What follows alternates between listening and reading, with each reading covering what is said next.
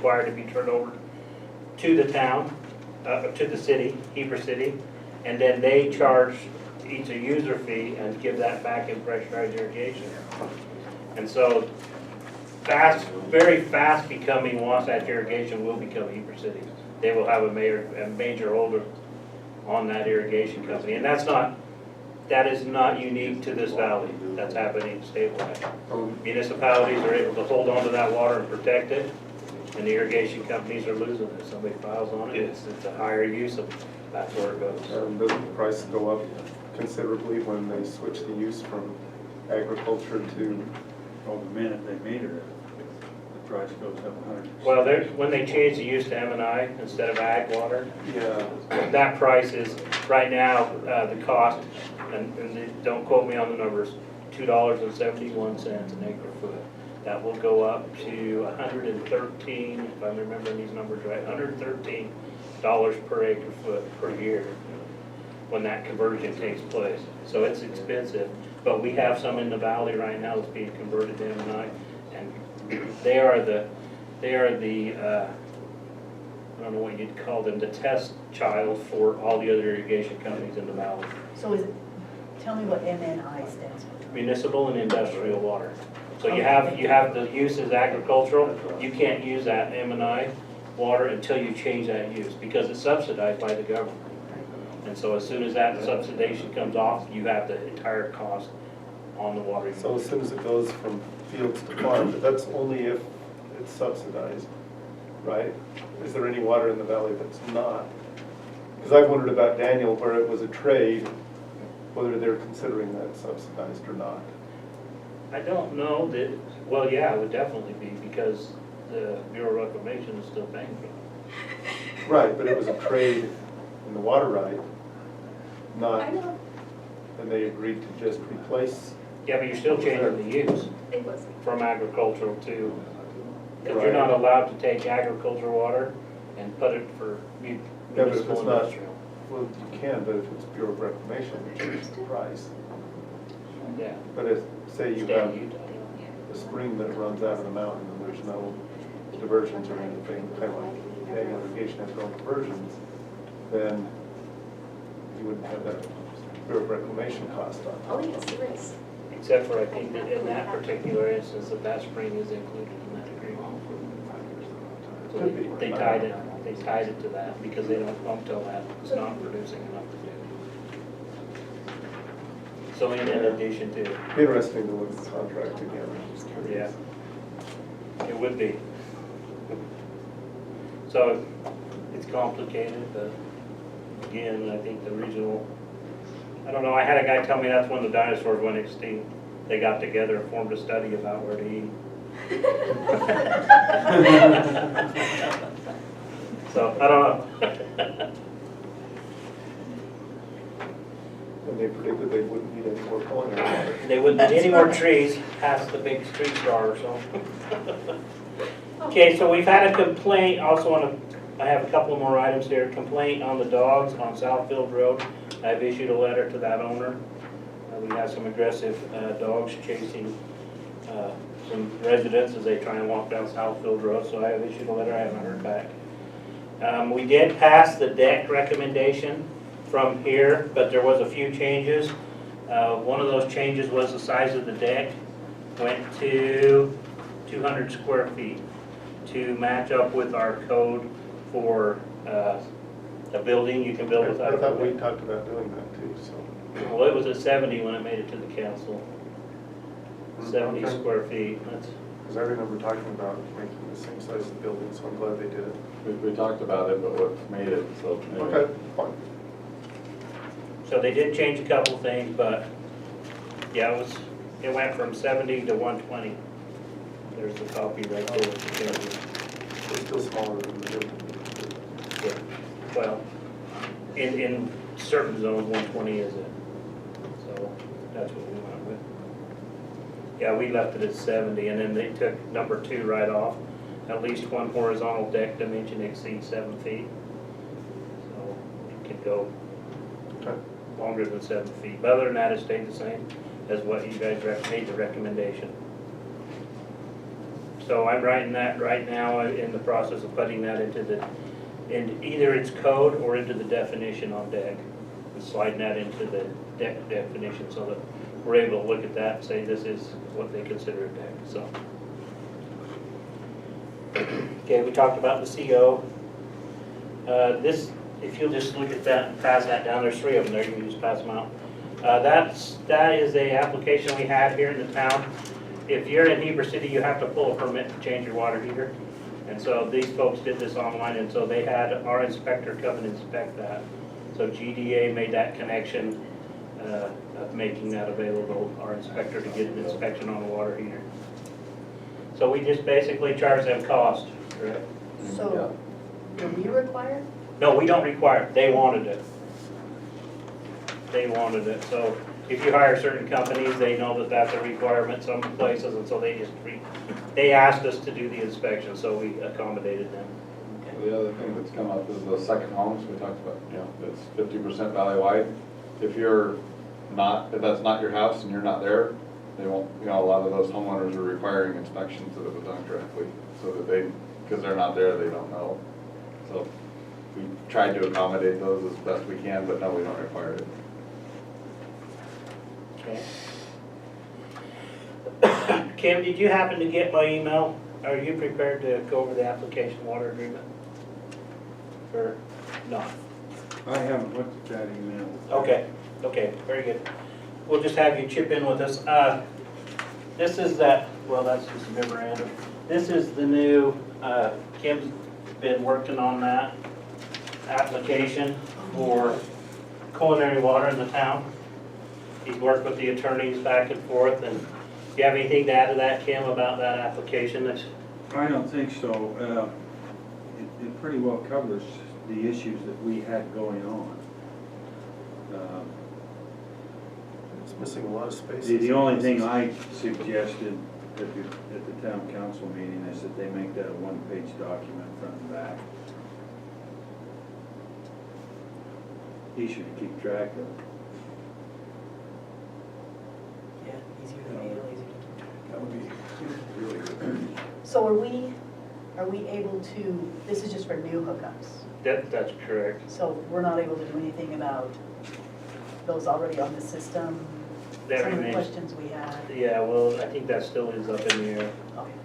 I don't think we have a definite answer one way or the other on that, do we, Kim? Well, I would like to think that if someone moves into an existing residence, the first occupant is gone, that you could hand them this contract and get them to sign it. Prior to turning the water on? Because we don't So a new have- water user, yeah. Without this contract signed, we really have no legal right of collection.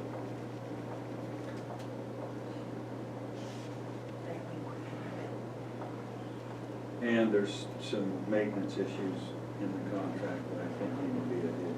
Well, it's nice for them to see they can't put a driveway across it up front instead of when you go and tell them that they have to take theirs out because they put it across the meter. And they don't know. So I think that's great. But one of the major items that came up in this that we wanted to cover exclusively had to do with when a home's on the market and all of a sudden it gets sold and the settlement date takes place and the person that sold the home, you know, owed the water company $800. Well, the person that moved in the home is not obligated to pay that bill. So the town just loses the $800. Now, if the title company's in the valley here, they generally have been watching out for the municipalities, and they'll check. And at that point in time, the town tells them, you know, they do have a balance, and they'd like to get that taken care of, the settlement to happen. But when those people come out of New York or San Francisco, and it's not on public record, then all of a sudden, that money's lost. And that's really not fair to the other customers that are on the system.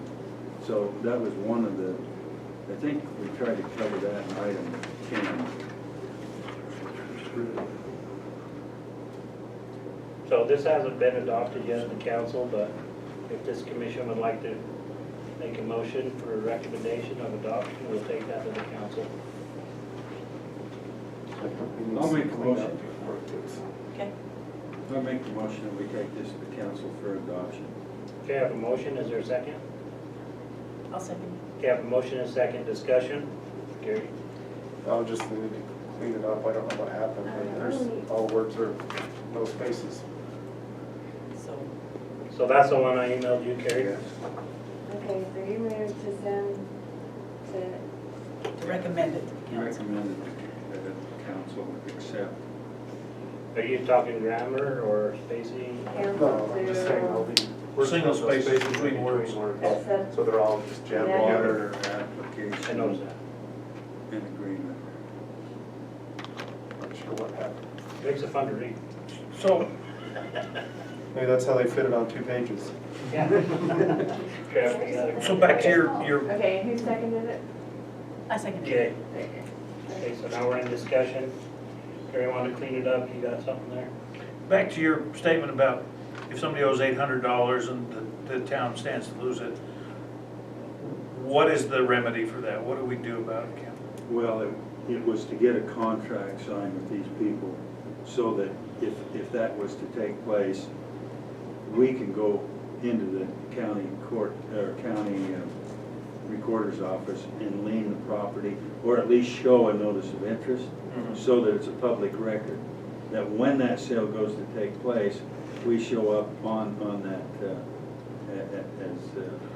as, Is there any mechanism to keep the water from being turned on until that is, because I know for properties that I have had down in Salt Lake County, that you absolutely must have it zeroed out before they will turn your water on. according to our town attorney, it's against state law if someone buys a property and they come in and you won't turn the water on for them. Boy, It's not their dam. somebody needs to tell Salt Lake County that, because I've had 2 or 3 where I've had to pay the previous balances. I know that somehow they legally make it happen down in Salt Lake County, that before the water is turned on, that the previous balance is paid, or the water doesn't get turned on. And I really don't know when the legislature got involved with this. I mean, I don't know whether that was 2 years ago, 3 years ago, or that's just what our attorney says. He's the one that has to go to court and defend what we do. I would make that suggestion as this process, that we look into it to see if there's a way that we can do that. Leaning a property is great, but there's nothing like, holding that in abeyance until they do get it paid. Well, you can lien it if you find out about it soon enough. But otherwise, it is saying, they agree to pay attorney fees for collection and, Right, and that's for the current owner, but I'm just saying, so. no, that would be for the owner, the past owner, if they've signed this contract. Right. They leave, yeah. That's what I'm saying, that would be the current owner. When they sell it then, if they owe $800, there's nothing on the new owner that says that we're not gonna turn the water on until it gets paid. And I would suggest that we look at that. I think that that's probably something that, I don't know what legalities of it are in Salt Lake City, Salt Lake County, but I know that it's done in Salt Lake City, that you must pay every dime that is owed on that water from the previous owner, if you're the new buyer, before the water will get turned on. And I would suggest that we look at that. Okay, all right, that's a good suggestion. I think the nexus is that our attorney is in Salt Lake. If there's a nexus there. Just as a note to all of this, I believe that there's still 40% of the town, in the town of Daniel, residents on culinary water, that need to sign this agreement. So we're working on that now. And that was my statement on it, was I don't think we can legally require somebody that has the service to have to sign this. So that was- I don't know what legal doctrine they access for that, Yeah, but I know on properties that I have owned, and there has been outstanding water, and the sale has gone through, and I'm now the owner, before I can get water turned on, I've got to pay it. Can That's you- happened more than once. right, and you have to decide, do I pay the $300, or do I hire the attorney that's $230 an hour to fight the $300 bill? So How is it on your electrical bill or your natural gas? It's exactly the same. I don't know, to tell you the truth. I don't, on a rental, you think if a renter had gas in their name and moved out, they turned it off, the new person moved in, you think they give them the old bill? I No, they don't. I don't think that affects the property owner if they're a renter. I think it does end up going to the property owner, I'm not sure. Does it? I don't know either. The property owner, I think, probably could get a lien on that. I mean, have their property liened if somebody leaves it that way, and then they present them a bill, and the property owner doesn't pay it. I don't know for sure, but I do know that about the water, that, I guess there's always the option, you can buy a new hookup. It's only 10,000. Pay the old bill or buy a new hookup. It's the principle of it. This old hookup is not being turned back on, you have to buy a new one. Too many of us that pay our bills and don't know how to get into these situations or how Yeah. to get out of them. I don't know, it's all the That's attorneys. right, we all pay our And this document has been the attorney, and he sent it back, and there was a few things, like you say, grammar-wise, that needed to be. Yeah, I didn't see anything grammar-wise, but it's just that something happened. Yeah, that's what I'm talking Yeah. about. Vocabulary, I guess, on grammar. Just space and stuff. Okay, so we have a motion, and a second, any more discussion? Seeing none, call for the vote, all in favor? Any opposed? Motion carries. Okay, we'll send that to them with a recommendation to adopt. Okay, just one more thing, Mr. Ashby has a ham radio, is it a ham radio? I was guessing on that. Okay, he applied back 3 years ago for a permit, and there's some money that he built part of it and didn't do it all. So I have put on the agenda for the town council to refund that money of $172.75, refund to him, just because of the nature of what that thing is gonna be. That will be our emergency communication if something goes bad. That will be our communication valley-wide, and so the way that that affected the valley, I've requested a refund for him for that money that hasn't been used. So that will be on the agenda. That's just an item that you probably should know about. Okay, I don't know if we can approve the minutes tonight, because I just saw in the back it says 8:25 and somebody threatened. If we brought up 8:25, we. I said if it's on the agenda. Okay. It's not on the agenda. All right. Okay. All right. Okay, well, we're on item number 8, approval of the minutes of January 17th. Any corrections or additions? Everybody have a chance to review those? Okay, entertain the motion. What was the date again? January? January 17th. 17. Okay. I move that we approve the minutes of January 17th. Okay, have a motion. Is there a second? I'll second. Okay, got a second. All in favor? Aye. Anybody opposed? Motion carries.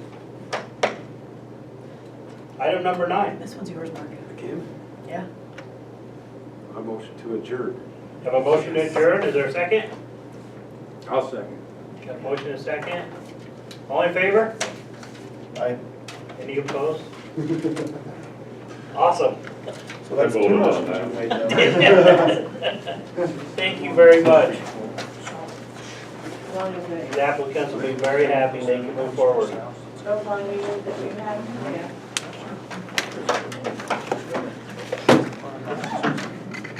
So, let's